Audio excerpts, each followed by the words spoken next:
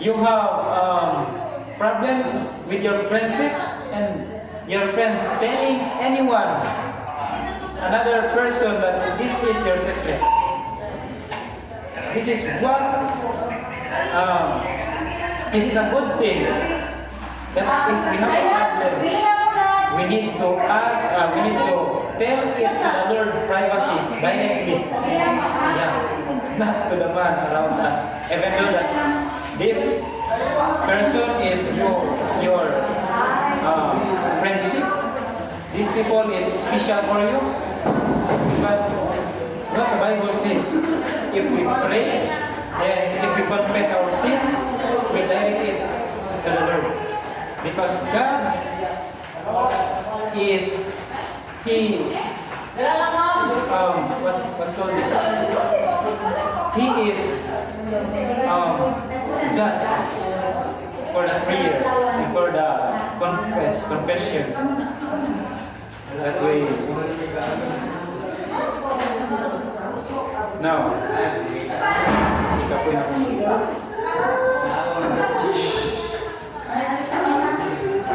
remember now, O Lord, to our ears, Hezekiah's prayer might almost sound ungodly. In his focus is on self-justification in his own merits. So, meaning, the word here, that Hezekiah's prayer might almost sound ungodly. Pinakasinggit, yun ba? Muna bitaw nga ka. Hindi bitaw makadumog ka. We hear someone or anyone to shout out. It is not good, right? It is not. It is form of ungodly. But it is what Hezekiah did. He cried out to the Lord, Lord! Anong na? Naikapapay sa kuwa. What is the English of that? Why it makes happen to my life? Why? If you imagine, if we cried out, then you have been experienced to cry out to the Lord because of the problem. You experienced that, right? Yeah. Then, according to my stock knowledge here, that I'll get to that later. Now, then his life would have not been extended prayer. Now, here, you shall die and not live. Then, prove fools. No, first Hezekiah did, in fact, that not as soon God first announced, second, when God announced judgment, it is always invitations to repent, to receive mercy. So meaning, when God said to the verse 1 that go to Hezekiah's house and tell him that this tomorrow he will die. And then after the day and after nauman na ugma and then was finished, tomorrow was finished.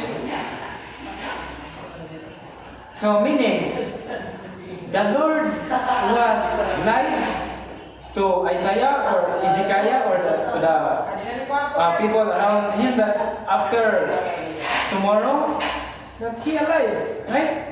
Namakag ba Ginoo nga naingon siya nga ugma matay ka? Namakag ba Ginoo? Of course. Unsay mo? Of course not. Because if you have authority to doing what the best thing that you will do in your life, but I believe that God is the best for all things. I am tanasa ko.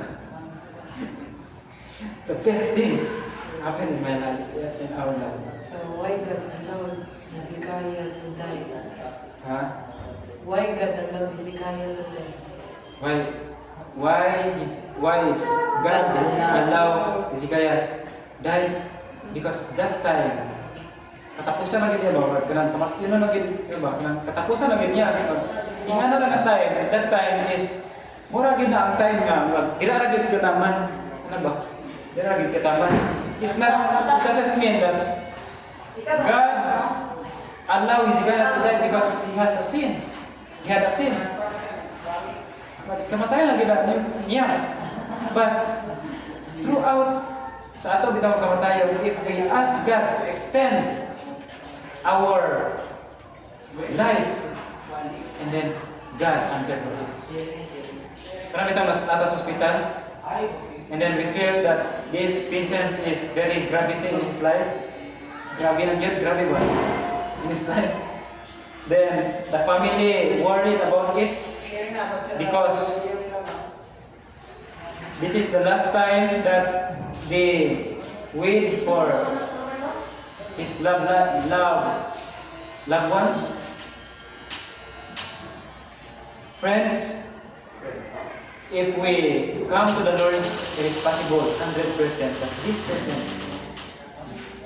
God perform a miracle for him or for her. You know what?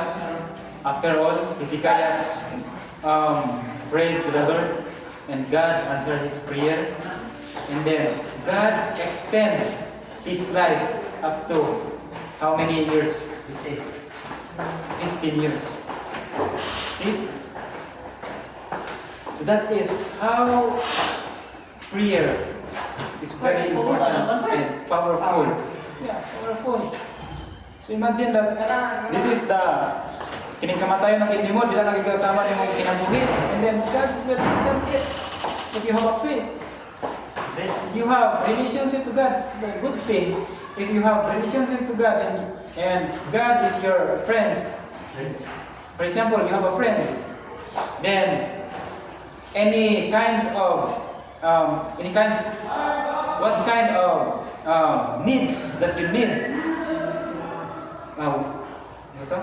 Needs and wants. Wants that your friends provide for it. How much more if God is your friend? He is the owner of Everything. everything. Everything. Sana oras? 30 minutes pa. Now, it shows how the things.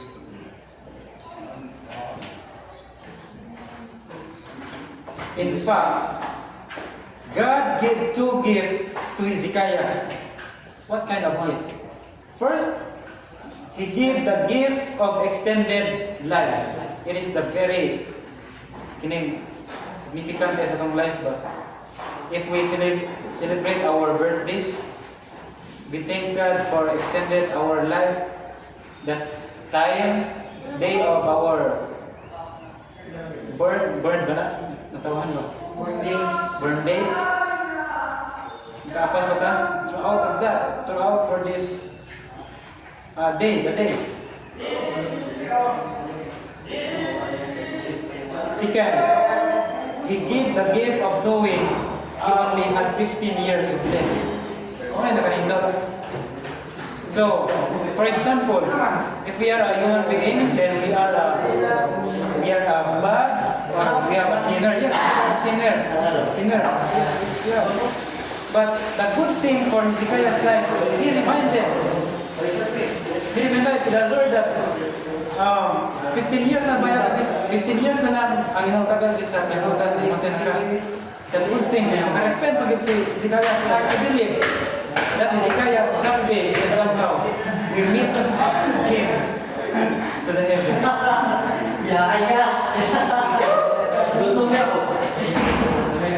So, if you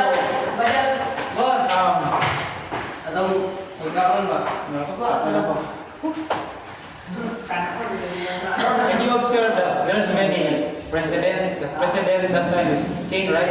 President today, yeah. They don't have God. You don't have relationship with God. But why God allow them to sit from those throne of as a president? Why? Yeah. If we base on the Bible, there's many kings that wala nila siguro ang Ginoo ba, but God used them to rule this lingahian kingdom, because God believed that not kasing ba, like Darius, di ba? Di ba, di man to kaila sa Ginoo, wala to kaila Ginoo, di ba? But after all, God used Darius in that time, though. And I believe that your faith, like Hezekiah's faith, and I believe that your faith bigger than Yes. your faith. Right? Yes, that's true. Yes, that's true. Sinabi si Pastor Rivapan, he is a very You shall die. And God said, intelligence. but it doesn't mean that you are the person is immortal. It is not. Because we are a human being except for the angels in heaven, except for the